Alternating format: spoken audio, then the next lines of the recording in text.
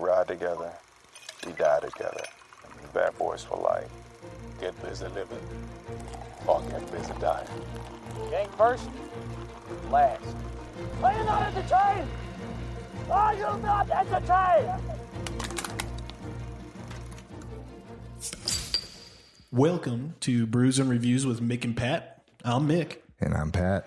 And each week we sit down with you degenerates to pretend we're certified cicerones and cinephiles. That is right. So grab a cold one and join us as we review Goose Island's Beer Hug and review the first season of the FX original, The Bear. And if you have been with us before, you know what time it is. Release the Kraken!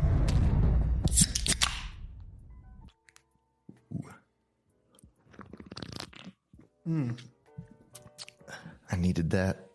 My voice was cracking during the intro, and I had that old man spittle sound in the back of my mouth. I could hear it through the headphones. Yeah, it's all right, man. Maybe It was disturbing. you can just combine all three takes for that intro into one. This is it. This is the one. The one they're going to be hearing. You think we'd be getting better at this each week, but I feel like more than anything, we've just been, I think our sound quality is getting better, but perhaps our, we're not really doing a scripted show, and I think the script has been hard to follow. But anyways, we could do it. We got something to work with here, and we're happy that you're all joining us. Welcome, Ken. Happy for you to be here. As Pat stated, we are reviewing the Hazy Beer Hug from Goose Island Beer Co. And Pat, why'd you pick this beer for tonight? Well, I got two main reasons. The show we're reviewing, The Bear, is obviously titled The Bear, and was shot in Chicago, right next to the Goose Island area in Chicago. And when I went into the liquor store this afternoon, I was looking for some Goose Island to feature for a Chicago beer, and I didn't even know that a Beer Hug existed, and it was the last 6-pack they had of any Goose Island in the liquor store. And so, fortunately for us, it was meant to be because it's got a big old bear on the front of it. Yeah, I honestly don't really know how to convey just how coincidental that is. Pat did the research here, and I had a hard time believing him until I looked it up myself. But Goose Island Beer Co. is just about a mile away from, what's the restaurant called? Mr. Beef. Mr. Beef, which is what The Beef and The Bear is based off of. And it just so happens it's actually close to the real store, the real beef shop. And it's also got a bear on it.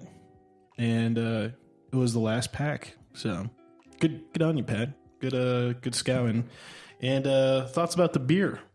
Yeah, we'll go over some of the facts before we get into the opinions. Yeah. They got this 6.8 alcohol by volume, hazy IPA. They describe it on their website as approachable. So I like that. Yeah, I would agree with that. If a bear was wearing these shades and holding up this sign that it is on the can, I'd feel like I could approach that bear. It's an approachable bear. Very approachable bear. I'm trying to. I know what they say the nodes are in it. I'm trying to find them myself. Oh, really? I didn't look it up, so I'll. This is my first time having this beer. You haven't had it before, right? I've never Pat? had it either. Yeah, and I think I've had maybe one beer from Goose Island, but I know they're pretty fancy craft beer, and they do like a lot of like canned mixers too. Like I've seen in the store they have like a canned whiskey sour or something like that. I think they have like a canned. No, I don't want to false advertise here, but anyways, look them up. They got a lot of pretty fancy schmancy bottles and cans of beverages. A lot of aged stuff. Like they really advertise letting things soak in oak and different barrels from different spirits. But all that said, I think it tastes pretty good. Let me give it another sip. There's 3 fruity nodes that they say they are, and I wonder if you can figure out what any of them might be. Yeah, everyone, make sure if you're joining us, give that beer a nice good swish, full palate underneath the tongue. Squeeze it through your teeth, really, really get it all around, coat everything. I'm going to give it another one. That's just so the alcohol gets in you faster, or is that so you can taste it? No, I really try to aerate it. I'm trying to do what I see the Cicerones on YouTube do, right? Mm-hmm. Okay, well, I mean, it's an API. Oh, API. Well, it's already working. It's an IPA, and any IPA, I think, is always going to have some kind of faint citrusy flavor to it to offset the bitterness. So I'd say like it's hard to say. I don't think I could say it's like grapefruit or something, but I would say like citrus. Mm-hmm. Other notes, fruity wise, you said there's 3 fruit notes. There's 3 they describe in here. All right, I'm going to say citrus. Mm-hmm. I'm going to go out on a limb and say like citrus as in like a tangerine or an orange. Mm-hmm. I'm also going to say that they got like, I bet they're going to claim they got pineapple in there. And my last one is I'm going to say there's apricot. I don't know. I'm really stretching here because I don't taste that many different citrusy flavors or fruity flavors. Well, what is an apricot? I think it's just an apricot. In my mind, I'm thinking of little shriveled up things, but that's just a dried apricot. Yeah, I think an apricot's like a pear-ish. Yeah, but it's not like a pickle. It's just a cucumber. It's not a different thing. An apricot is an apricot. Apricot is an apricot. Right, I think it's actually in the plum family. Yeah, because you're close. There's peaches. Oh, so I'd give it to you on the apricot family. I'm not gonna lie. I don't taste peaches, but okay, they're close to apricots. Yeah. And then they've got white grapes, which I've only had, purple and green. So I don't know about white grapes. I need to try some white grapes. Green grapes are white grapes. Oh my gosh. Yeah. I'm just showing my ignorance repeatedly at the beginning of this show, huh? You're just showing what you do for a living, Pat. And here's the last one that you don't make a juice out of it. You make a nectar out of it.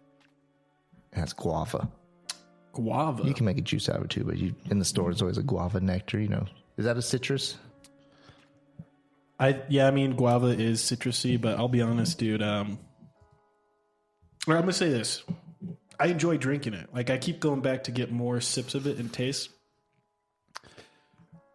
But Goose Island, I'm calling bullshit, dude. Straight up bullshit. There ain't no guava in this.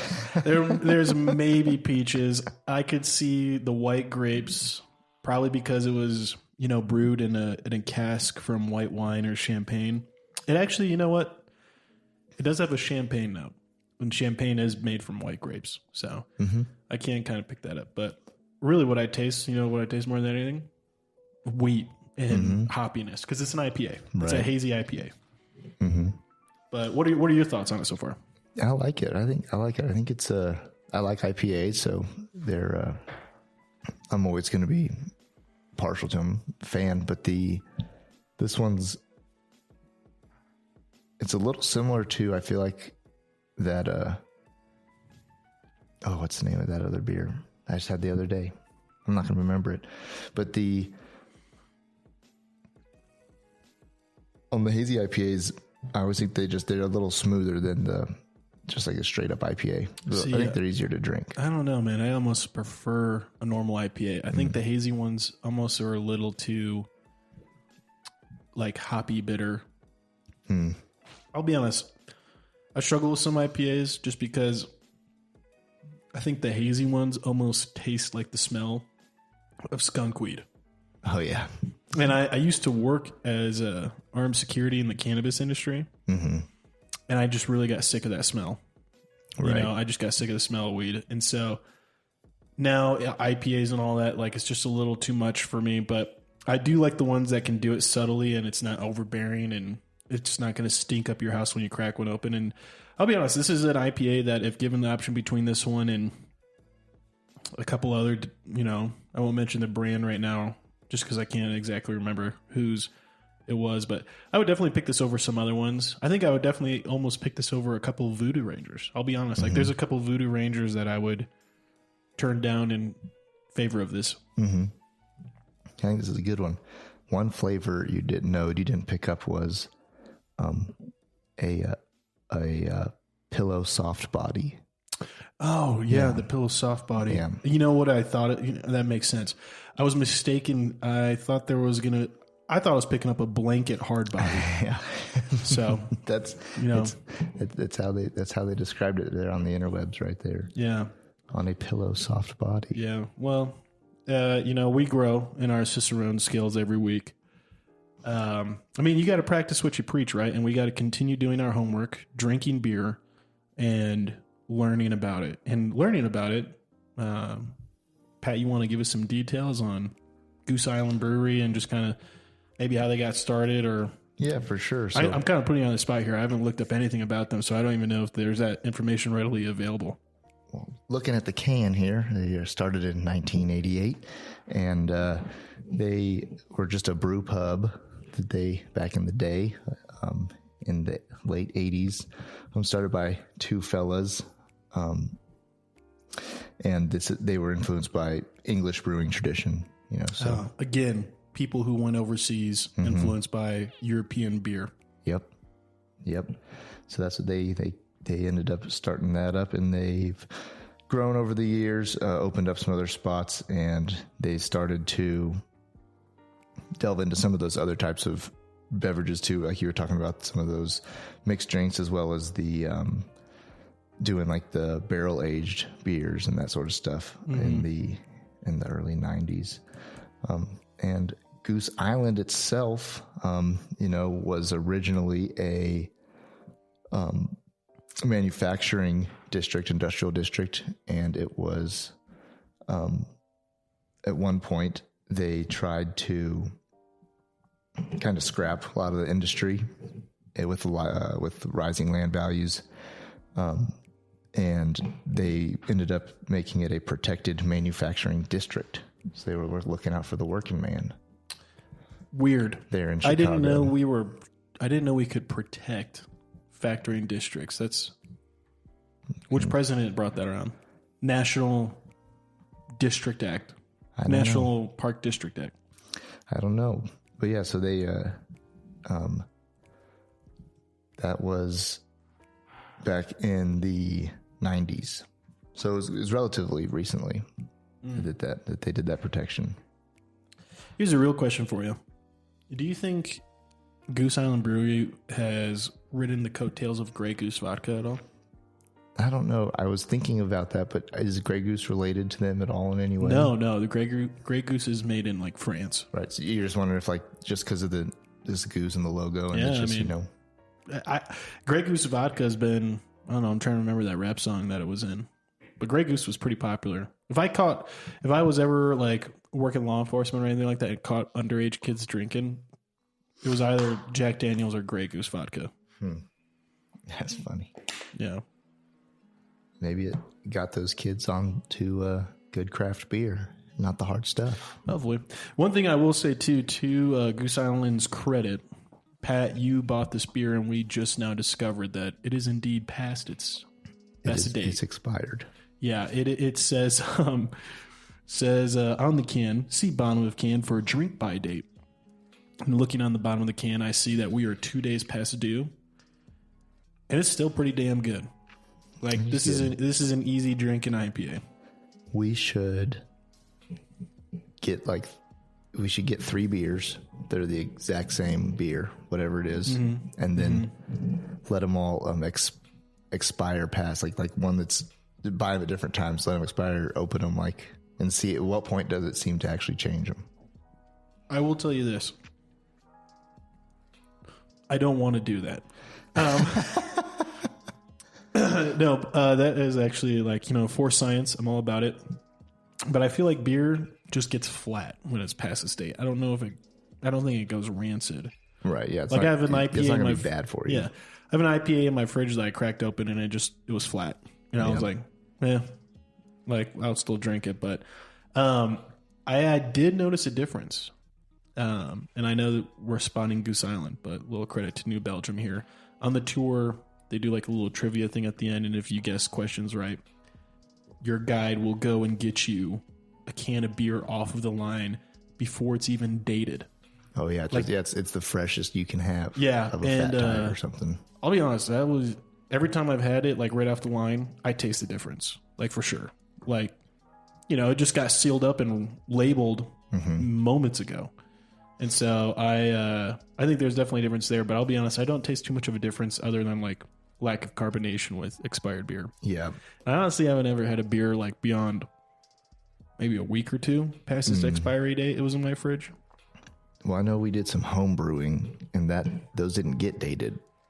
And gross. And they always tasted bad. Yeah, there's nothing worse than like when your buddy or your buddy's dad is like, "Yeah, I just made this homebrew beer. I know you guys are not 21, but I'll let you have some. Let me know your thoughts." And you have no idea what good beer is, and you drink it, and it's got like there's stuff floating in it. There's chunks. And you're just like, "Oh yeah, this is good beer." And you just don't know any better. Mm-hmm. Did you never do that? That never happened to you? I have experienced the little floaties that I wasn't ready for. Like also, like now, like over the past few years, it's hip to have little floaties at a brewery. Are you for real? Like certain beers, they'll have little floaties in there. Yep. No, get that shit out of my beer. But that's so gross. But the first time I ever saw it, especially like in somebody's closet, in the back of their utility closet where they have their stuff. This is rice? Up. Not rice? Not rice. Oh, okay. I thought it was him. Oh, no. So should we give it the thumbs test? Yeah. The thumbs review? Yeah. I'll be honest. For me, I'm going to give it one thumb. I'm going to give it one solid, strong thumb from Mick. Just because I'm not much of an IPA guy. I don't think IPAs are a universal beer. Like you can't just have them whenever you want. I know about half of the people that are in my social circle just don't like IPAs in general. So I'm going to say of IPAs, this is a solid one. It's an easy drinker. It's got a good alcohol content, something to make you relax. You're not going to have to drink 2 or 3 to, start buzzing. And it's got a good flavor to it. Good flavor notes. I don't think it's as strong as the notes as Goose Island suggests they are. I'm not tasting any. I really don't taste them. No guava. But it does have a good, like, kind of almost citrus flavor to it. And so I'm going to give it one solid thumb from Mick. Yep. I'm giving it 1 as well this week. Because I gotta start getting stricter as a beer critic. Now that I'm a beer critic these days. I know. And you can't be handing out 4 thumbs randomly. Exactly. So, and from that aside too, is I feel like I could find this beer in almost like in any hazy IPA, essentially. It's like it is what it is. It's good beer. I don't know if I could blind test it between a different hazy IPA. Right. All right, cool. So well, that's it. It was pretty 2 good. Thumbs up. Yeah, 2 thumbs out of 4. No thumbs downs. So that's some good stuff. I think that one was loud enough. It got caught on the echo. Kudos, bro. Anyways, so that's our rating of the Goose Island Hazy Beer Hug. Hope you all were able to get it and join us and enjoy it. I think the best part is if you don't enjoy the beer, leave a really nasty comment, and the funniest comments will be read on the show. This is true. And speaking of Goose Island, the working man's manufacturing district, let's talk about the Bear, the provider of lunchtime beef sandwiches to the working man. Honestly, if there's anything this show does well, like above and beyond, it makes me want to go get a damn beef sandwich. Oh, yeah. I don't know if I've ever watched a show other than like, Food Channel. I don't know if there's ever been a show that's made me more hungry in my life. Like, there was some times, especially when they're just sizzling that chop like of beef. Like, what is that? What part of the cow is that they just throw on the skillet and just cook all the way through? Yeah, it looks like a giant roast. It looks so damn good. Yeah, and they're braising it first, browning it up, and then letting it break down. Yeah, slow cooking it the whole time. Yeah. For those of you who are just joining us too, we did a first take on this series because I knew I enjoyed it, and it was one that I'd be happy to review on the show. And so I recommended it to Pat, and Pat enjoyed the first episode. We did our first takes, and we decided since we both enjoyed it to do like a full season 1 review. It is renewed for season 2, so it is one of those shows that could have been a really nice contained season 1. and just be one and done. But I'm excited for season 2. Pat has a little bit of hesitations. He's afraid they might spoil it, but we'll kind of get into all that as we go through. Disclaimer as always, spoilers. We're expecting that you've already watched the show. Yep. So pause this now. Go watch the whole season. Spend the next 3 hours watching it. 4 hours? No. Maybe 4, but they're 30-minute episodes, 8 episodes. Yeah. It's pretty fast. Yep. And then hop back on here and review it with us. But yes, because we're going to get to some spoilers. We're going to get to into the story and the storytelling. Smoke break. Smoke break. Hey Ken, it's Mick, and I've got something important to talk about. We all hope we never find ourselves in a self-defense situation, but life's unpredictable. Enter the National Self-Protection Plan from Attorneys on Retainer, an actual credible law firm you can put on retainer for your self-defense needs. For just $35 a month, you get national coverage in all 50 states for criminal and civil legal representation in self-defense situations, complete with a 24/7, 365 toll-free emergency line. That's real legal support when you need it most. What's in the package?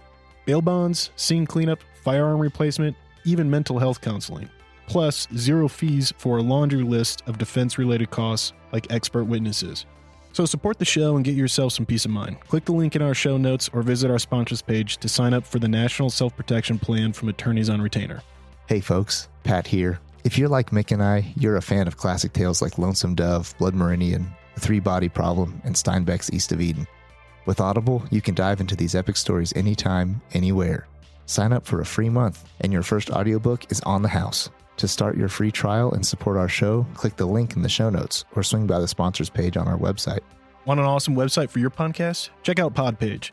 We use it for the Mick Pat show, and it's a game changer. Set it up in minutes, no coding needed.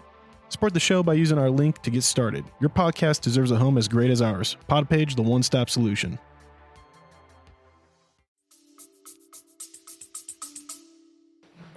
Yeah, so diving right on in, let's just do like top of the mile high view, things you liked, things you didn't like, things that really worked for you, maybe character developments, characters you ended up liking a lot, characters that you just weren't interested in, and just kind of getting that feedback. I've already talked a lot about the show to a lot of people, so I'm more interested on your take. Yeah, for sure. So the way this show is shot, I loved watching it. It's like watching a piece of art the whole time. So I really enjoyed that. You don't want to put it down, and it does. It's binge worthy for sure. Anything binge worthy is also worth trying to spread out to, so you don't burn through it too quick. But this show, the way that they, and I said this last time about the first episode, but the pacing and the camera work was done so excellently, and it just grabs you and pulls you right into this story. And they advertised this show as a comedy. And yeah, they didn't do it justice doing that. I feel like they shouldn't have done that for a number of reasons, because it's just a good story. It's full of all the things. Yeah. It's not a genre of show. It's a story about people and their lives. And so there are funny parts. There's also crying parts and all that stuff. So they also, if you watch any of the trailers and the teasers, they like the editors pieced it together as if it was like a comedy show. And so you would think when you get into it, oh, this is going to be a funny TV show. Yeah. And then it's really like, no, you don't just like put this on in the background while you're doing something. This is like full focus. You want to be, you're pulled right into the kitchen where they're filming it. Yeah, I think I agree with you in that. And like when I saw the previews for the show, I didn't know all the characters yet. They had this like almost design of Carmy slips and drops the meat, and everyone's like, Carmy, fucking idiot. And I was just like, okay, it's gonna be like a funny kind of stressful kitchen environment. Almost like I almost expected it to be like kind of Office or Parks and Rec, like a sitcom. Like, yeah, not necessarily like sitcom they're interviewing the camera, you know, or like Modern Family, not necessarily like that, but very much of kind of the like all the characters are taking it seriously, but it's supposed to be funny for us because of how seriously they're taking it and how like much of a joke it is or something like that. And I feel like that was totally like not the right move at all in the marketing. And I don't know if that's just like someone thought like, oh, no one's going to want to be watching a super serious show that 95% of it takes place in the kitchen. Right. You know, like you really only learn about the majority of the cast and characters by what they disclose in the kitchen to one another. And rarely does the show show us what is happening outside the kitchen. It just does not matter much. I don't even know if we ever see Carmi's apartment that he's living in. I can't remember for sure. Like once or twice. Really? Yeah, Okay. but I mean, it's like it's like him waking up. Waking up. It just, and basically the point of that is it shows a house with, he sleeps on a couch, and there's culinary books on the floor. Yeah. Everywhere. And there's a kitchen that doesn't even get used, really. Yeah, he doesn't live there. No. He sleeps there. He doesn't live in that place. But like I really did like for what was her name? The sassy Latina token woman in the kitchen. Tina, yes, dude. Oh my gosh. I loved hating Tina, and then I became a real big fan of her because of the portrayal and reveal of like her character development solely in the kitchen. Like all you have to go off really of if you're gonna like her or not is her attitude in the kitchen towards people, and just how disrespectful she is in the beginning. How like she will go out of her way to sabotage Sydney. Sabotage Sydney, and it's like as the viewer we're pulling our hair out with Carmi and Sydney. We're like, how are they gonna get lunch on time ready? And then there's Tina who's just being a total bitch. And but then you start finding out certain things where, you know, you realize like maybe she's not ever received a genuine compliment before. When Sydney tells her, hey, this is awesome, chef, keep it up. And Carmi's like, this is absolutely perfect, keep it up. Like you can see her kind of breaking down. Like she's barely keeping it together. She gets emotional. And then we find out as well, like she brings her son into work one day to work a job because he's been skipping class and he's probably not going to college. And all of that you just realize in the 2 seconds she mentions to Carmi, she's like, yeah, can you show him what to do in the kitchen? And Carmi's like, oh, was that today? Really? Today of all days, I'm going to have to teach him how to work in a kitchen? And you just realize like, oh man, this woman has it tough. Like, and she's trying to do her best to kind of like bust her ass in this kitchen so she can provide for her kid who's not really appreciating and not really making the most out of it. And there's also like the alluded to romance between her and Carmi's brother.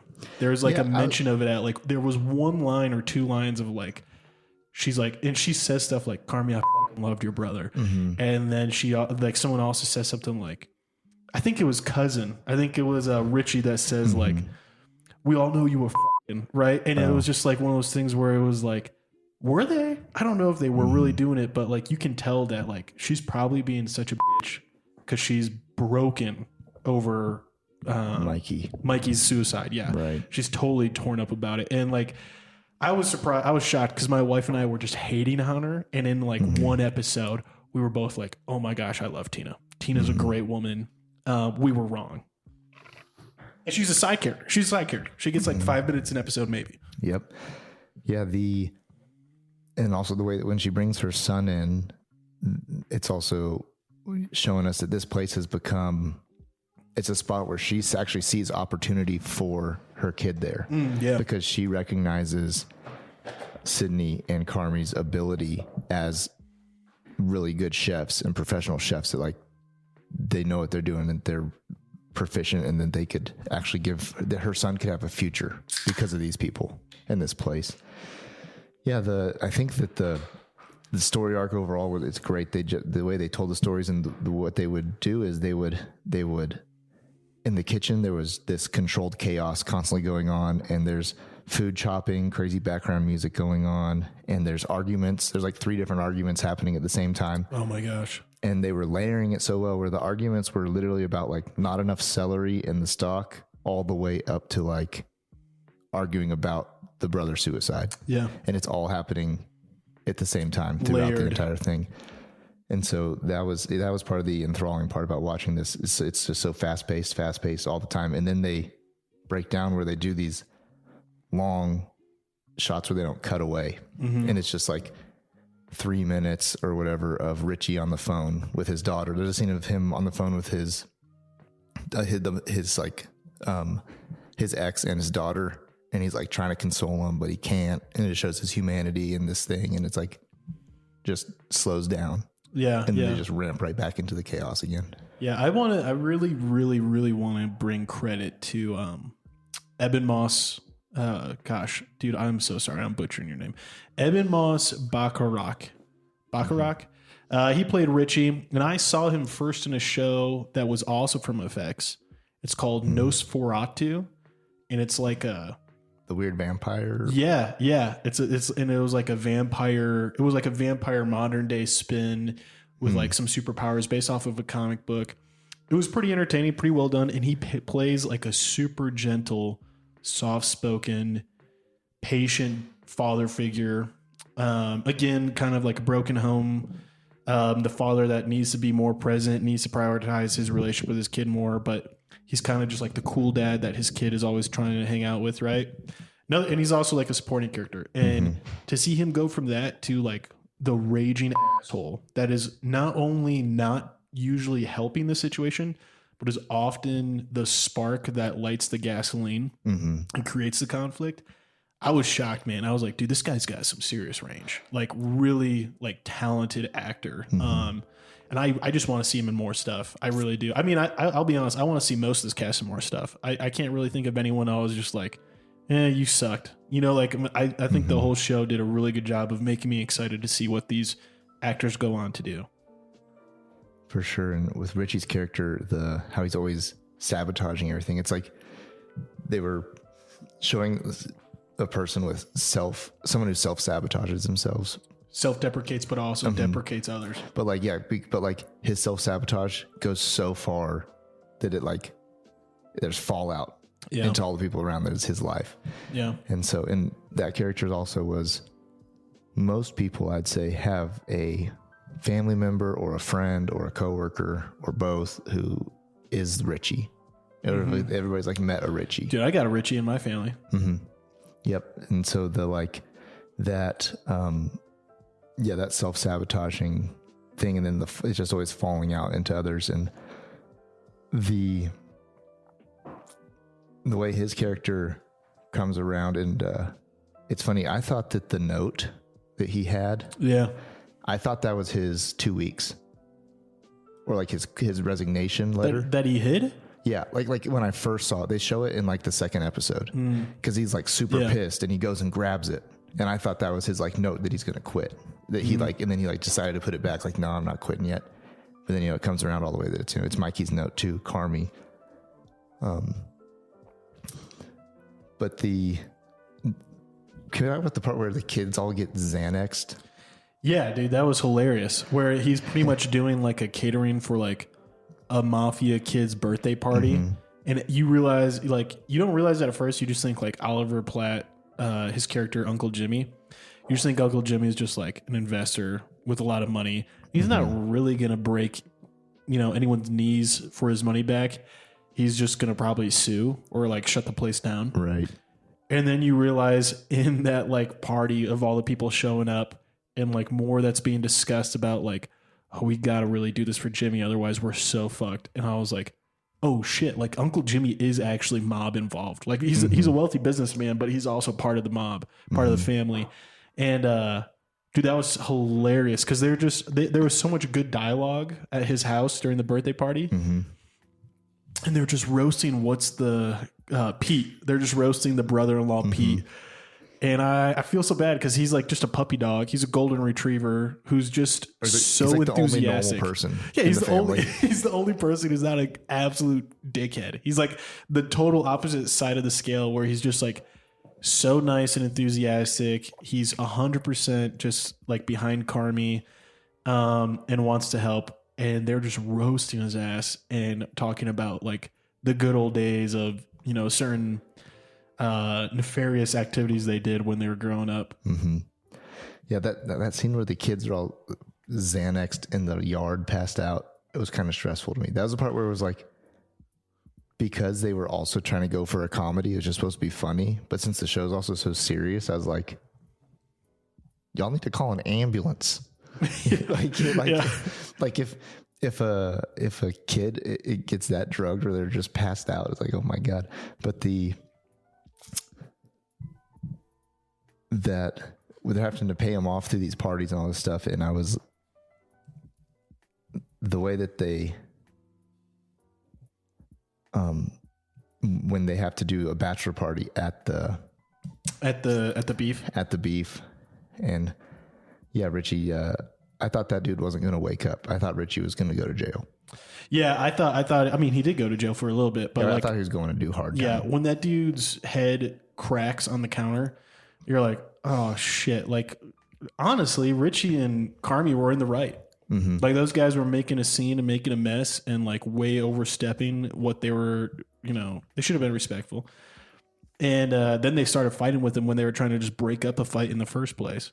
But yeah, I thought it was funny, but I also remember like being stressed too in both those situations where I get it was probably supposed to be kind of cathartic or funny. The kids Xanaxed out and they're like, the kids were really stressful that episode, right? They're part of the stress. And then also like the fight, they're all really being disrespectful, having hookers and stuff and strippers at the restaurant. And the fight's supposed to be kind of cathartic of like Carmi and Cousin together, kind of getting a little bit of their own like punches in. And then, but you realize like you're so groomed from the rest of the show to just be like, this is not good. Yeah, this is so stressful. And I think that's the one thing about the show that I actually would critique it on is that I wish there were lighter moments. And I think that's why, what's his name? Marcus, played by Lionel Boyce. I think this is one of Lionel Boyce's only credits. I think this is one of his first things he's been in. But like, he is just so gentle and like everything with him. I think we're supposed to think he's having a catharsis of like having this opportunity from Carmi to just be really passionate about making desserts and making the donuts and making the cake, right? And he's really good at it. And like immediately, I think from like the episode 1 or episode 2, as an audience, like, oh dude, this guy's going to be a big deal. Like he's going somewhere. Like what he can do with desserts and the way he understands dessert flavors and stuff like that. Even as someone who's not like a foodie, like the show makes it very clear, like he's too good for the beef. Like the beef, what the hell is the point of the beef having someone who's this good at donuts and cake? Like this guy should be going to do like professional desserts at a high-end Chicago restaurant. And like every time you see him, I want to believe it's safe to enjoy what he's doing, but the show is so stressful and so fast-paced that you're like, dude, you got to go faster. You got to hurry it up. You're going way too slow. And then it actually ends up like a point of contention where like, they're like, dude, have you done this? Are these cakes ready? And he's like, no, I was really focused on this and I didn't even put icing on them yet. They're like, you want to put the icing on the cake yet, dude? Like, we open in 5 minutes. And like, it was one of those things that I thought was really well done because it lures you in and you as an audience, like, please, can we just stay here and chill out and watch this dude who is so gentle and like kind and not one of the aggressors in this kitchen just make some donuts. Right. And then they're like, no, you can't enjoy this. You can't even enjoy this because this is a kitchen and they got to make food. And a kitchen is hell. A kitchen is so stressful and it's absolutely hell. So I think those were the things that like really stuck out to me. I do think Sydney, played by, again, I'm so sorry, honey, if I mess up your name. Ayo Edebiri. She crushed it. Like, I think that actress, Carmi's actor Jeremy Allen White does so much acting without changing his facial expression. He's just like got the same face for when he's angry, happy, satisfied, unsatisfied. Sydney's actress has so many different facial expressions, and like she acts with her facial expressions, and they're really good. Like when she goes wide-eyed and she goes into that like almost zombie trance and just starts walking with the knife at her hip and pokes Richie in the butt and just stabs him. I don't like, I knew she was like, she snapped, right? Like I knew that when that happened, she snapped, and I knew, I was like, she's going to quit. And she ends up quitting, and she's done. Like she's not going to recover from this. She's probably not going to come back to the restaurant, right? Like she's pushed past her limit. And I knew all that without her having to say like, I'm fucking done, I quit. Like, right? She like, it was simply the way she acted with her body language. And I was like, holy smokes, she did that really well. And she does that time and time again. I think the anxiety she does really well. Like she has the nervous smile and chattery body language that's like she's really seeking like Carmi's approval for that dish she makes. And I think that actress just absolutely crushes it. I hope to see her in more things because I think she's a powerhouse of like body language acting. It's funny, the part where she's making the risotto and she's like wants to rush it out there right away. And it's funny because there's a part where Carmi's like, he tells her, he's like, it's good. And then he's also like, also like, you know, I did call people before I hired you and they said, you're great. You're amazing. You're like one of the best people at what you do. And you're also really impatient. And she got like a little like standoffish. Yeah. They're just it's fine. I know people in my life like that too. Are just like, they were really good and awesome things, so but they're just like, but then their drive can also be their downfall. Yeah, I agree. I think let's take a moment, like final thoughts on the show. I mean, I think it goes without saying, both of us give it a big thumbs up, highly recommend. But I do want to give time for like any critiques, anything that like you think you wish would be done different or maybe different in season 2. Yeah, the one thing to mention right before we get into that is the episode 7.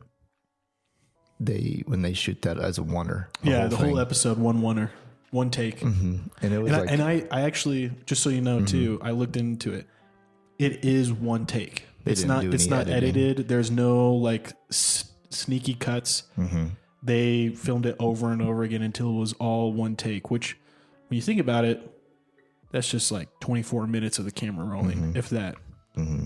But there's so much going on and so much people have to do where it's such a stressful episode where you're like, holy smoke. Like I didn't realize it the first time I watched it that I was a oneer.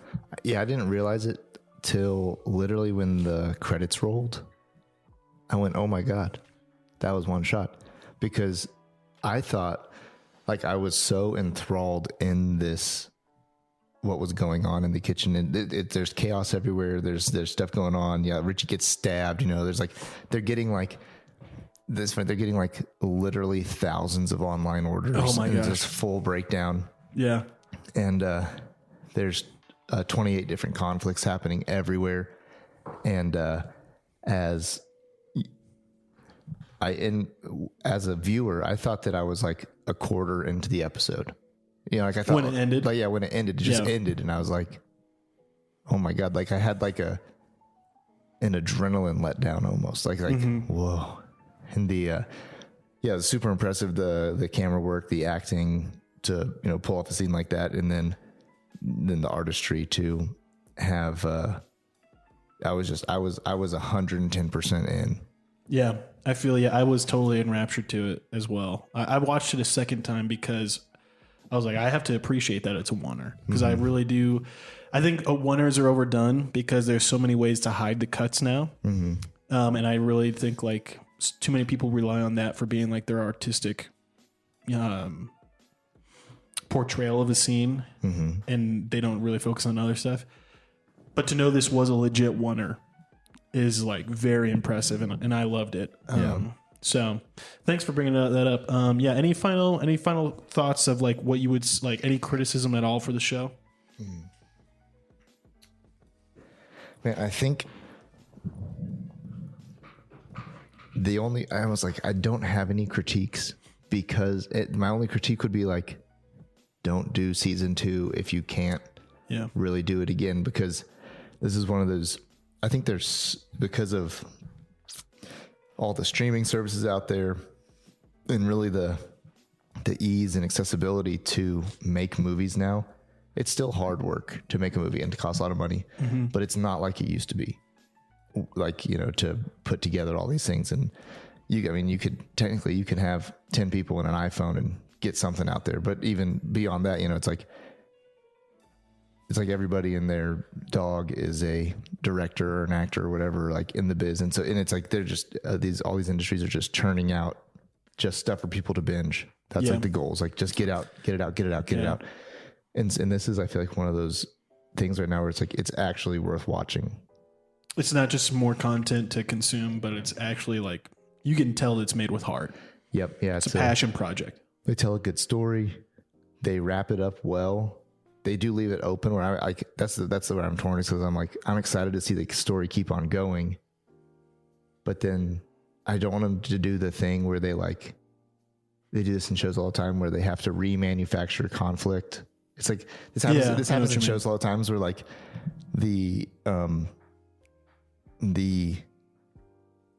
antagonist good guy, like the Richie, like, he's one of the good guys, but he's an antagonist to the protagonist throughout, whatever. Like, as they're going through that, like by the end, they're like, now they're kind of like resolved. And so now in the first episode, Richie's gonna have to F up again, be on the outs, and they got to spread it out. And like, you can do that. Just like, don't force all those things again, or like don't whatever. retread it. And the mystery behind Mikey, the suicide, all the money left in the tomatoes, like, it's gonna be hard to remanufacture the whole thing. It's like I almost want them to continue the story and shoot it differently. Like, even like shoot it as a comedy more. Sure. Or shoot it differently, whatever. Like almost leave that story alone and then continue on with using in this new restaurant and explore other characters' stories more. Yeah. Because now that's where the biggest opportunity is to like get into Marcus's story and making donuts, or get into, even whatever, one of the dishwasher guys, families and stuff, and like bring in conflict from the outside or whatever. But however they do it, just don't do it cheap if you're going to do it. Yeah. I genuinely think season 2 can be really good as long as they don't do that, the rehash. But let's now take a moment to do some trivia and go over some fun facts about the show. Mm-hmm. So one of the ones that I really enjoyed trivia-wise has already been kind of mentioned, but I really like that they are kind of basing this show off of the famous Chicago Italian beef sandwich shop, Mr. Beef, which, upon looking it up, I'll be stopping there next time I'm in Chicago. Oh, yeah. I was wondering how famous that place was prior to this show. And then now, like, is it going to be one of those places where it's like, can you get in? And they filmed, they filmed this show, like the scenes outside are filmed in front of the Mr. Beef. Oh, is it? But they filmed on the inside, they filmed the pilot in the kitchen. I don't know if it was the Mr. Beef kitchen, but they filmed it in a kitchen. And then after the pilot, they built a replica of that exact kitchen.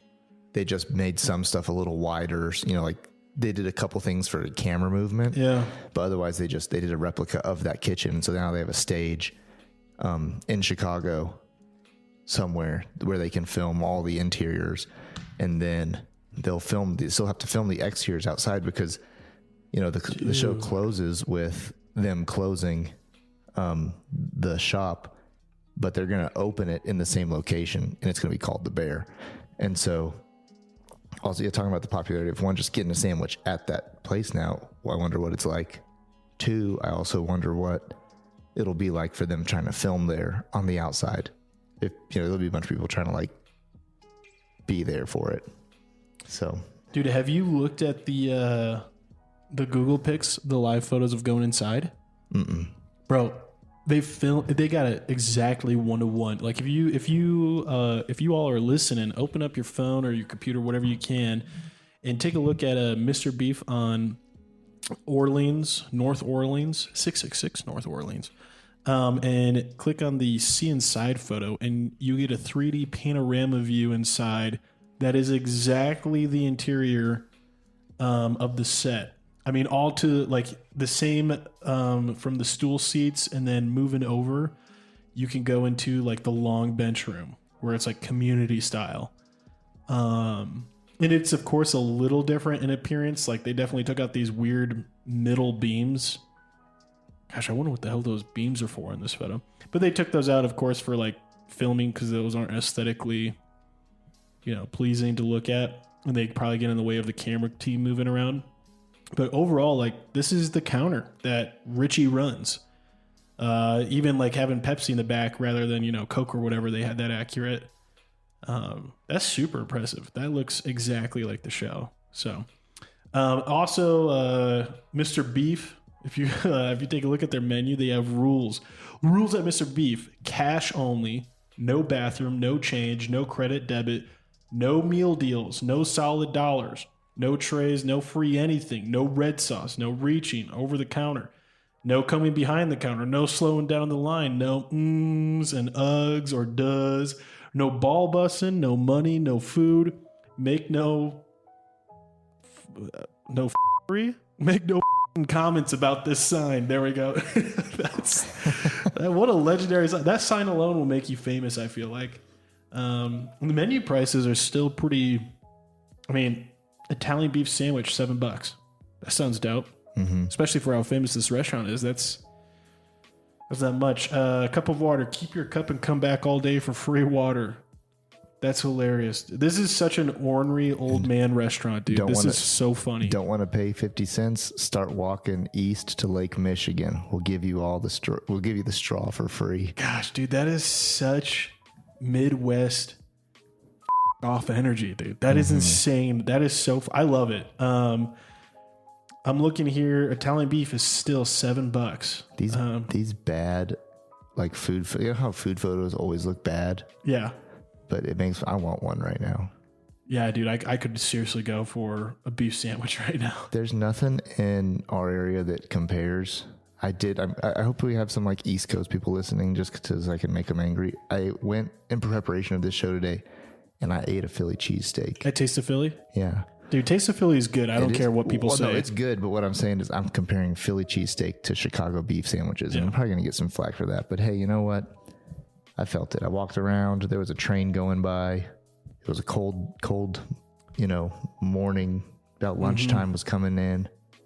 Felt a little windy city to me. I went and got some Taste of Philly. Dude, I'll be honest though. You did not get Taste of Philly you did not get a beef sandwich with celery and jalapenos and whatever for $7. It was not $7. I think it's like $10 or $11 for a beef sandwich. I paid $16. Oh man! For a 12-inch sandwich and some fries. I Coloraded it. I stuck some green chili on there. Yeah. And it was good, but yeah, not the same prices as what they're rocking at the Mr. Beef. Bro, you could. Think about all the money you'd save if you moved to Chicago. And the money you pay in rent is offset by how cheap it is to get meat sandwiches at Mr. Beef. That's true. I wonder, what do you make as a maintenance man there? Yeah, Fax seemed to be all right making money. Yeah. I don't even know if they paid his ass, though. I think they just paid him in food. Yeah. Anyways, moving on. That's kind of our first fun fact, of course, is that it's based off of a real thing.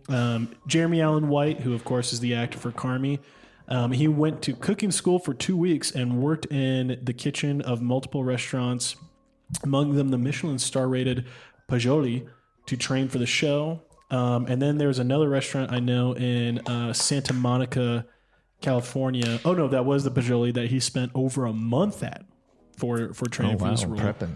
And then there was one more thing here. I was watching an interview with him and how him and a tattoo artist, some famous Chicago tattoo artist, got together and sat down. And he pretty much told the tattoo artist, like, hey, like, what would a true-blooded Chicagoan chef probably have on him? And don't tell me the reasons, but just show me these tattoos, and then I'm going to kind of develop these reasons to make sense for Carmi. And so it's kind of weird because we never in the whole show does anyone ask Carmi about his tattoos. Right, they're just there. They're just there, and you see a lot of them. But like I was watching an interview with Jeremy, and he spent a lot of time, and he's like, I really want these tattoos to be super kind of influential of how I play this character. And he has this whole thing, like in the interview, he went through like this tattoo is like the Chicago area code for like the area he was in Chicago. And like just going through them all.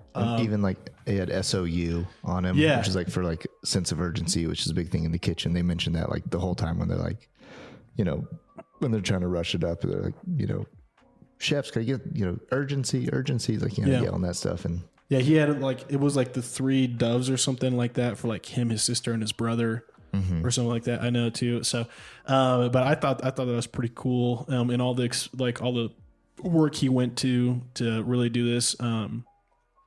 Also, he's based off of a real Chicago chef called Charlie Trotter. Really? Yeah, I don't know who Charlie Trotter is, but if he's anything like Carmi in that show, he's one badass dude, and I'd love to shake his hand and eat his food. And then just pat him and say, "You're loved. Take a deep breath." Yeah. Or just like get up in his ear like Joe McHale. Joe McHale had like one scene in the show, and I love Joe McHale from comedy. I mean, not comedy, from Community, which is a comedy show. Oh, but, yeah. But Joe McHale, like you don't even recognize him by the way he looks, but he gets right up in Jeremy's ear, in Carmi's ear, and he's like, "You are fucking nothing. You are holding up this whole kitchen. What the fuck are you doing here?" And I'm just kind of like, I remember hearing that. And I was like, you know where else I've heard that from? When I went to a military academy. Like, I was just like, this is insane, dude. The psychological trauma you take. And so I almost wonder if like a real Chicago chef, like if they'd almost be like kind of like, you know, uncomfortable with a real compliment, or if, like if I really want to tell them they're great, like, your presentation was phenomenal, but you call fucking food. You know, I don't know, but like I want to respect all that they've gone through, because the psychology of that was just nuts in the show. Yeah, like that restaurant he like worked at, you know, the fun thing about it's a narrative, and you know, so they can just say he worked at the best restaurant in the world. You can just say that, which is, you know, doesn't even name what the restaurant is, which is fine. And so then with that, with that Michelin rating, have you ever heard of the Michelin rating, like, or whatever? Yeah, like, I always was like, that's so weird that they have a Michelin restaurant rating and also a Michelin tire company. The same thing. That's mind blowing to me. Here's what my grandpa told me. I don't know if it's true or not, but when your grandpa tells you something, Grandpa Pat, you know, here's what he said. He said, what they did was they started like the tire company. And this might be the legend, I don't care, but here's how the story goes. They're a tire company. How do they make money? People burning rubber. So they would give restaurants kind of far away high Michelin ratings, with the hopes of people driving a lot more and driving traffic to these places. And so while it bolsters all their name and that place's business, people are burning rubber. And then where are they going to get their tires? Michelin. Yeah. And so that's the good old boy logic behind the Michelin rating. Yeah, dude. I actually, full confession here, I wanted to be a Michelin restaurant reviewer when I was in high school. I like thought that would be the best job in the world. Because not only am I getting paid to commute to these restaurants and try them, but you get to have like a really big impact on the world. Like think about the dude who gave the Michelin, 4-star or whatever to a restaurant in middle of nowhere, South Texas, right? Think about how many people over the course of time have driven, how many miles have been driven to get there, how many families have gone on their way to stop there just because of that one guy's rating or whatever, you know? And so I always thought that'd be cool. But anyways, this guy's kind of a big long side tangent. Not fun fact, but something that is definitely, I think, discussed and alluded to in the show is the amount of substance abuse in the restaurant industry. And I was aware of this just because I had done a couple mission trips where we were doing like picking up food from local grocery stores and restaurants to take to a shelter. And I remember one day I was doing this, the dude who was driving us around in this big, huge van to pick up all this food was a former chef from Vegas. And he had done a crazy amount of drugs, been in a ton of fights, had a ton of scars from like, you know, people just coming at him with pans and knives and pokers in the kitchen, right? Because they were freaking coked out and, you know, they had just done a shot of heroin and then now they're in front of a kitchen fire and trying to like, they're blaming everybody around him. And the guy just had this crazy life story. And I just never knew about the, you know, how stressful the kitchen environment is. But according to the NPR, according to a 2015 study by the Substance Abuse and Mental Health Service Administration, the food service and hospitality industry, you know, hotels, Airbnb, things like that, has the highest rates of substance use disorders and third highest rates of heavy alcohol use of all employment sectors. And heavy alcohol use of all employment sectors means they're drinking on the job. That's not like you're an alcoholic outside of work. That means like of all employment sectors, these ones have the most issues of people drunk on the job, drinking on the job. And I mean, honestly, I think the show shows it. Like, can you imagine if that was like your daily stress level every single day you had to get up and go into that kitchen? Like, and who knows if you're getting like a full paycheck at the end of the week. Right. Yeah, I think that like I've got, you know, I have a friend who works in the bar industry and like cocaine is like just Easy. everywhere. Yeah. And, you know, just to late nights, whatever, you know, whatever you got to do to keep working, cocaine and have that kind of good attitude. And then shots behind the bar, whatever, like it's just normal for them. And so you could definitely, and then anytime you're in some sort of little microcosm culture and something gets normalized, it so quickly becomes just seemingly okay. Like, you know, like plenty of people will probably show up to this sort of job. They're glad to have a job.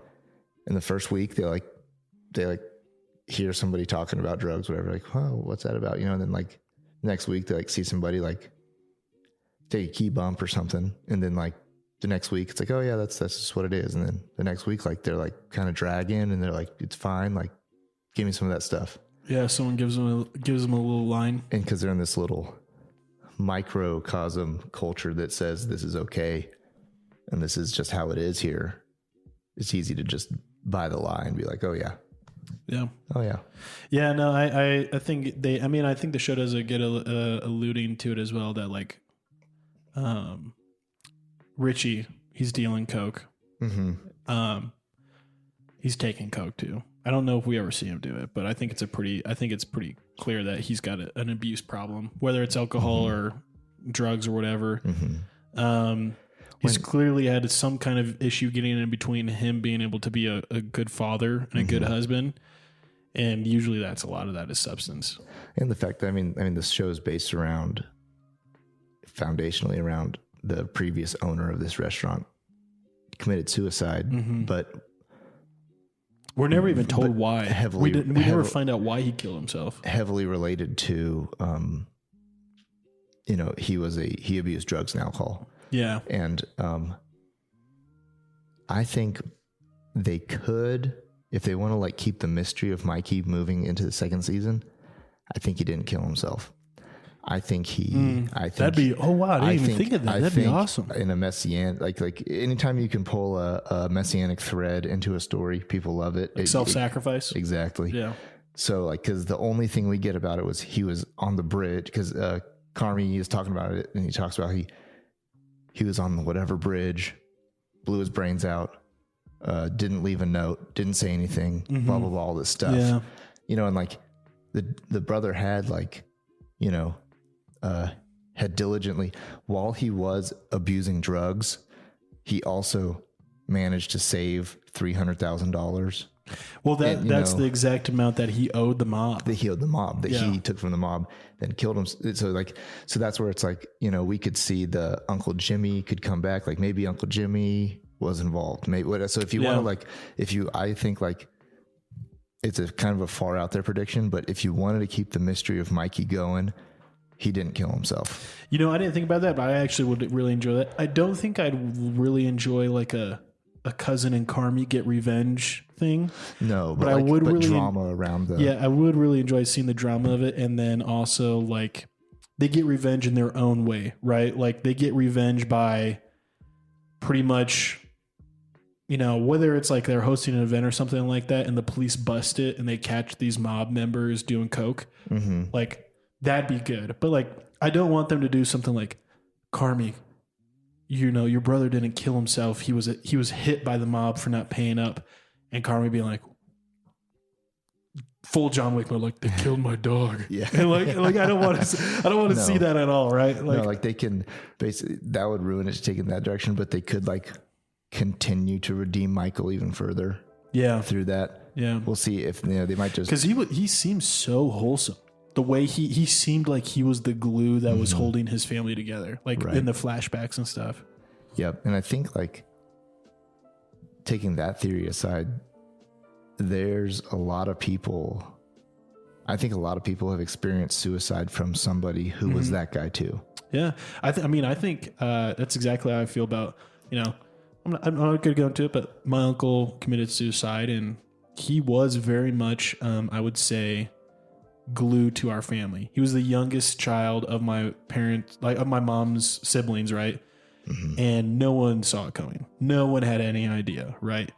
I don't even know if I'd say like there were any signs or flags that like his wife or, you know, his kids could pick up on. Mm-hmm.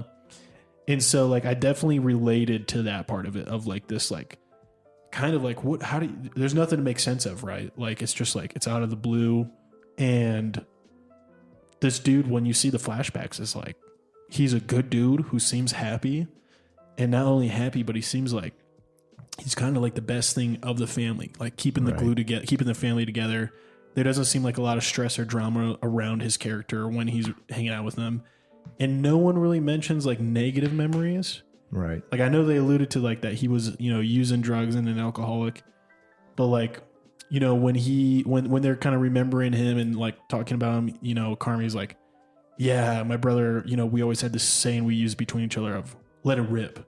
Mm-hmm. And like when Carmi reads the note finally, and they actually have John Bernthal say very hushed, let it rip, bro. Mm-hmm. I was like, dude, like this is, you know, almost like you said, kind of like a messianic, like this dude is watching over him, and he's pulled strings to set things up in order. But yeah, anyways, I did want to say something I thought was really funny.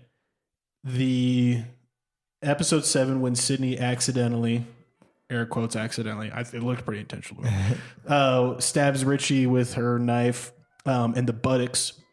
That is actually something that is an Italian cultural ritual, or it happens a lot, right? It happens so much there's a name for it.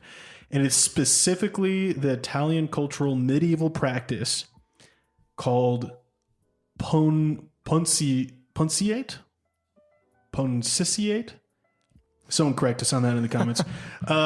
Which is to insult an enemy by stabbing them in the buttock. Huh. It's specifically, like, that name is specifically for doing that thing. And it occurred in Italian medieval kitchens. And so I thought that was really funny, and there's no way that's an accident. So I had some ass pain myself last week. Oh. I was bit in the butt by a dog. Oh, for real? For real, from a customer's dog. It drew blood. And that dog wanted to insult you. It was rather insulting. The 10-year-old kid in the house had to like pull it off. And what? It had to pull the dog off? There were two dogs. So 2 dogs. So one dog, I came out and one dog was freaking like I came around the corner and this dog just saw me in its house and it didn't know I was there. And I saw its hair stand up on its back and it just came at me and I was like, oh crap. And it was a small dog, medium dog. And so he was like, I was kind of running away, which never run away from a dog attack. And I turned around. At this point I'm standing I'm 1 step high on a staircase and that dog starts biting my foot. So I curled my toes into my shoe and I fed the bite with my shoe. And he was gnawing on my shoe, like getting after my shoe real hard. Good thinking, bro. That's good thinking. And the other tiny dog ran up the stairs. And so that tiny fat dog would never had a shot at my ass, except for it was on the stairs, so it was up above me. And so what happened there was it got me boom right in the ass. And left cheek, right cheek, right cheek, top, bottom, middle. It's instinctual. They go right where the ham meets the buttock. Yeah, I mean that's what wolves do. I've been bit by a dog twice in my life, like really bit, and both times. Ham where the ham meets the buttock right there, boom, they lock into that spot. And so if there'd been nobody around, you would have killed those dogs. This dog would have been getting stomped on. Yeah. But there's a 10-year-old kid on the couch in front of me and he's like yelling at the dog, and so he pulls the Fido, no. He pulls the medium dog off, and then the mom comes in and she grabs the other dog off and she's like, oh my gosh, were they biting you? Like actually biting you? And I was like, there's blood coming out your ass. And I was like, yeah. And I was like, yeah, they really were actually biting me. It's going to be double today. It's going to be twice as expensive. Yeah. And so that happened, but I couldn't imagine that. Hopefully the knife was sharp that went in Richie's butt. That's all I know. Just a good clean whoosh. It looked like it was. Like he didn't even seem like he almost lost step, and they just bandaged it up real quick. Oh, yeah. And was it Fack that bandaged him up? It was Fack, which, fun fact, Fack is actually in real life, his name is Matty Matheson. And I'm trying to remember, I think it was something like Jackass that I saw him on or something like that. But he is an actual professional chef. Like his salary and income comes from being a professional chef. However, and I think this is like a communication between him and the producers of the show or writers of the show. He's never seen in the show cooking anything or like even like getting close to cooking anything. Right. Like he's always in a support role, but they're not letting him in. Yeah, which I feel like. Okay, so here's the thing. Like, if I'm a professional at something and I should probably be the person you're consulting for a show about this thing, you got to have a really good sense of humor and kind of humility to act as the dude who knows nothing about this thing and just is kind of like the kind of the goofball, like the twerp, like because he even like has a moment where, funny enough, he has a moment where he's talking to the video game machine he's working on. Yeah. And the video game machine talks back. And we know the video game machine is not actually talking back. It's just like his imagination. And the dude who talks back to him from the video game machine is voiced by Paul Rudd. Oh, really? Yeah. It was like a one-liner that Paul Rudd just did as a cameo. So I thought what was funny about that part too is he wants to work in the shop. And he's talking to Richie and he's like, I want to work here, mate. Do you think that Carmi could hire me? And Richie's like, what are you going to bring to the table? What do you know about any of this? Yeah. And then he goes, I have heart. Yeah. It's a great part. They're doing that whole scene where he knows where he's a renowned chef. And so it's just a great fun scene where they're playing that stuff off. I also love just the bromance energy between him and Richie. Yeah. It's not necessarily like, it's not gay, but it's like it is bromance. It's intimate, where it's just like they wrestle and fight a couple times, and like as a joke, I was like, "Dude, just kiss already." Like they've definitely just get it over with. They've known each other since middle school. Yeah, like the vibe, 100%. The scene where they actually get in the fight.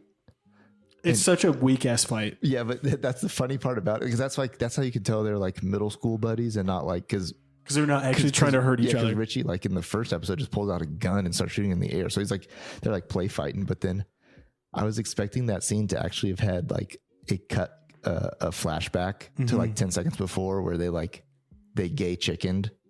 And then in fact just got him. And then he came out there and whooped his ass over it. That would have been awesome. Final thing that I think really characterized, maybe not characterized, but it was the moment when I really realized this show was going to be a show I thoroughly enjoyed. It's the episode where they fail the food inspection. They get a warning. They'll get a review in a month. And they're just trying to figure out who left the cigarette pack out next to the burner, next to the food. In the whole episode, we're pretty much like, dude, it was fucking Richie. Even Richie thinks it's Richie. Yeah, Richie's just beating himself up. And Carmi realizes at the end of the day, after the noise is done, replays through the day, and he realized it was him who left his cigarettes out. And him and Richie happened to smoke the same cigarettes. Mm-hmm. And that kind of self-referential, tasteful information for the audience in its presentation is, I think, pretty unique and not common, because as an audience member, I was watching it and I was satisfied. I was like, fucking Richie. Mm-hmm. Like, and I know I don't like Richie right now. It's like the second or third episode, and I know Richie's a dick. Mm-hmm. And I know if there's anything I want to blame a problem on, it's Richie. Right. And the fact that it totally goes back to, hey, guess what? We know you're thinking that. We totally wanted you to think that. And this isn't going to be like a, I gotcha, but we're going to like kind of show almost like a humanness and the mistakes that we all make when we're too quick to judge, or we're wrapped up in a moment and we're too quick to get angry at someone. Mm-hmm. And we're going to show Carmi have this realization where he realizes he was way too quick on this, and it was actually his fault that they failed the inspection.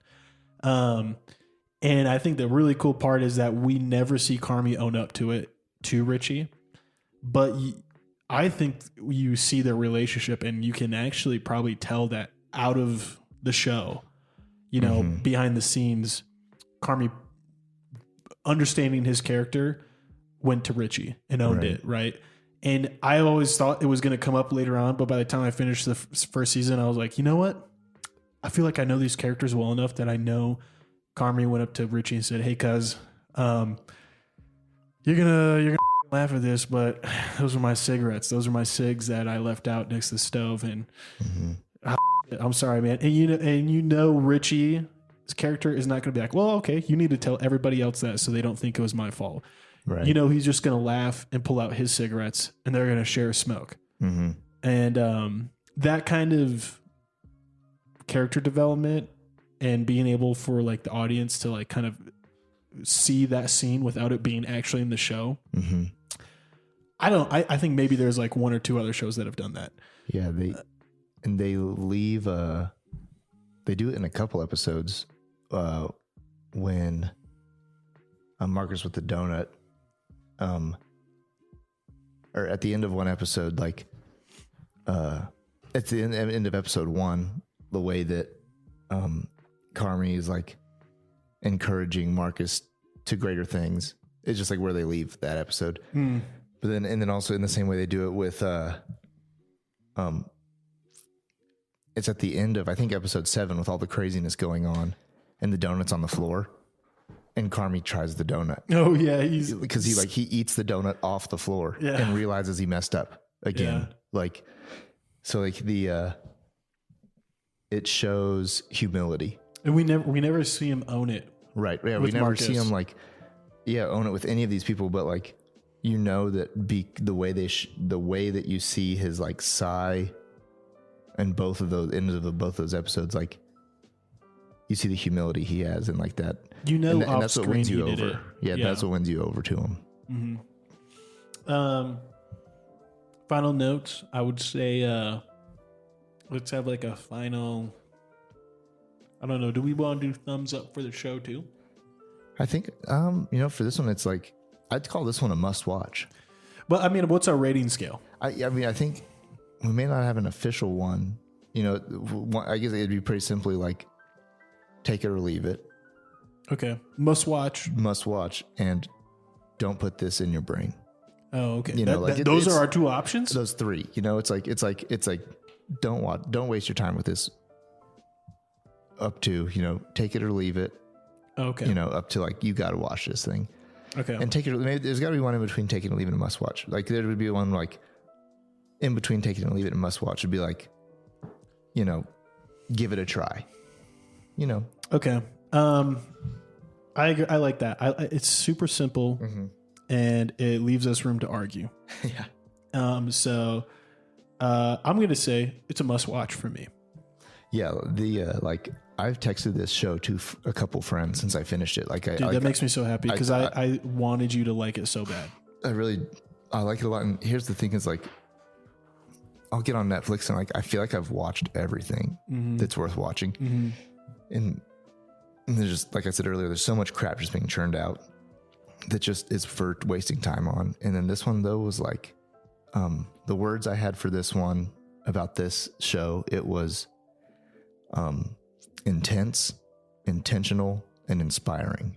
Dude, for real though. And so like it made me come alive in my own self and like think about my own life and certain things.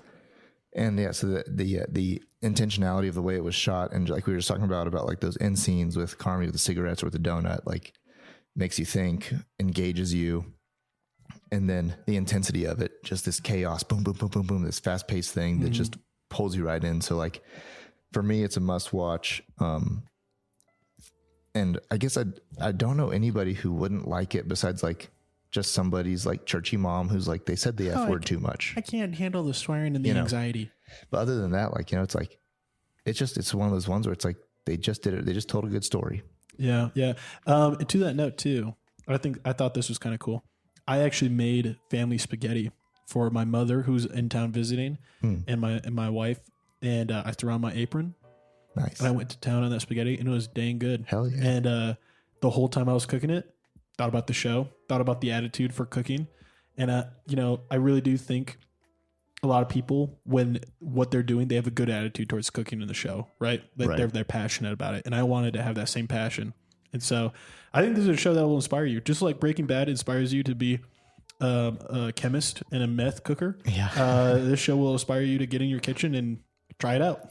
Try out cooking. It's so funny to say that. Last night we had a couple couples over, and same thing. I made spaghetti dinner. Dude, bomb, and dude. I took a little extra time on the sauce. I still use Prego, but I spiced it up, you know, whatever. Yeah. And so, yeah, the same thing as last night. I was thinking about it, and like just the, I do like to cook. It's funny because in the last episode of the season, Cindy and Marcus are like sharing a meal together, and she's sitting there with like cooking it in her kitchen.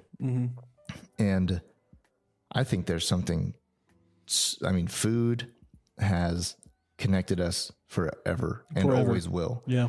Until we get fed the bug mash, but that's a different conversation for a different podcast. But the way that food connects us and to break bread together across from one another is like one of the most like intimate connecting things you can do with those around you. And the intentionality put behind the making good food that people want. Like when I made that dinner for everybody, and it's just spaghetti dinner, but like everybody, some people are just being nice, but other people are like, this is really good. And it was just like, it was nice for people to enjoy a meal, spaghetti and wine, good bread right there. And, so I think it's like, it inspired me in like the cooking world, but it's inspired me beyond. That is what's in my life, to have just passions around what I do. Yeah. Sit down like they do at the end of every shift and eat food together. It's a wholesome thing. And we should do more of it. I think the world would be a better place if we shared meals more often. So all of that, thank you for joining us. Our kin out there, we hope you watch this show if you haven't. Really, we talked a lot about, you know, spoiler things and all that, but it's still a phenomenal show if you haven't watched it, and you got to watch it. Alrighty, well, hey, this is Mick and Pat. Thanks for joining us. We appreciate you for listening in, and again, as always, the most funniest comments, you know, give them a hear, and we'll read them on the next podcast. Not the next Brews and Reviews probably, but the next podcast. And again, thank you so much. Yeah, to our kin out there, Till next time.